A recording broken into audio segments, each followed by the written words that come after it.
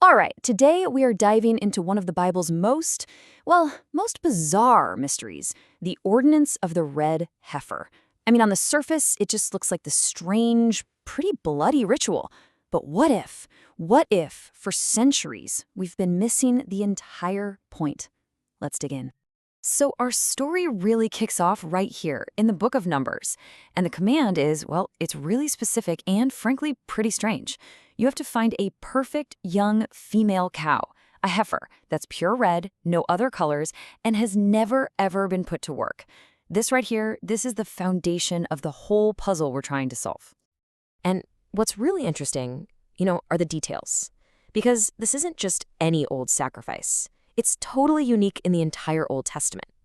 For one, it has to happen outside the camp, away from the community.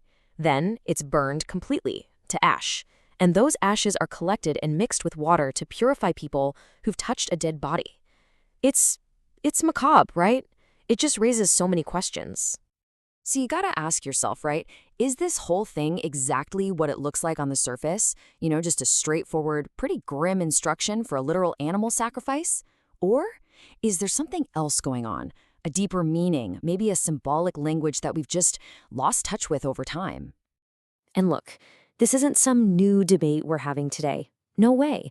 Even 2,000 years ago, people were deeply divided on this. You had groups like the Pharisees who looked at these texts and said, yep, it's a literal, physical ritual, do exactly what it says. But then you had other groups reading the exact same words and coming to completely different conclusions. They were convinced these ceremonies were being totally misunderstood. Okay, so let's get into it. To even begin to understand this alternative interpretation, the one we're exploring from our source material, we've got to look past the English translations. We have to go straight to the original Hebrew. Because the whole argument here is that the real key, the true meaning, is actually hidden right there in the words themselves. First up, let's take the color red. In Hebrew, the word is Adam. Now, does that sound familiar? It should. It's the exact same root word for the first man, Adam, and for mankind in general. So all of a sudden, red isn't just a color anymore. Whoa, it's a direct link to humanity. Okay, so next, what about the heifer? The Hebrew word is parah. And what's really fascinating here is that as a verb, that very same word, parah, means to bear fruit or to be fruitful. So let's recap. We've got mankind and we've got fruitfulness. See where this is going? This is getting really interesting. And this whole idea of bearing fruit, it's not just some random linguistic coincidence. Not at all. It's actually a huge theme. I mean, look right here in the New Testament. Jesus directly connects the idea of a successful nation with its ability to bring forth fruits. So the language, the concept, it's consistent across the board. Which, of course, brings us to the million-dollar question. If these key words really point to mankind and being fruitful, how on earth did that get turned into a literal instruction to go burn a young cow? That massive disconnect, that is what fueled this whole historical debate.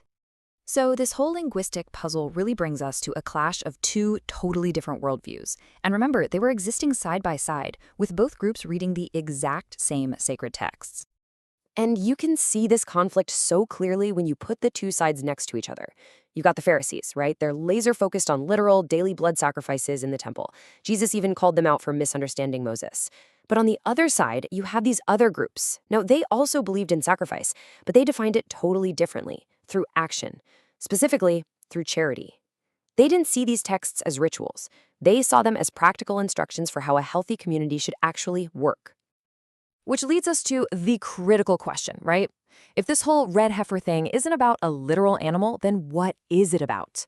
Well, the source material we're looking at proposes a really radical and honestly, a surprisingly practical answer. Here it is. The argument is that the entire ordinance of the red heifer isn't a religious ceremony at all. Instead, it's a detailed allegory, a set of instructions for how a nation should handle foreign aid and charity to build relationships with other nations. Okay, let's actually break that down. A fruitful nation, that's our pareh, the heifer, is supposed to give charity to mankind, that's Edom, the red.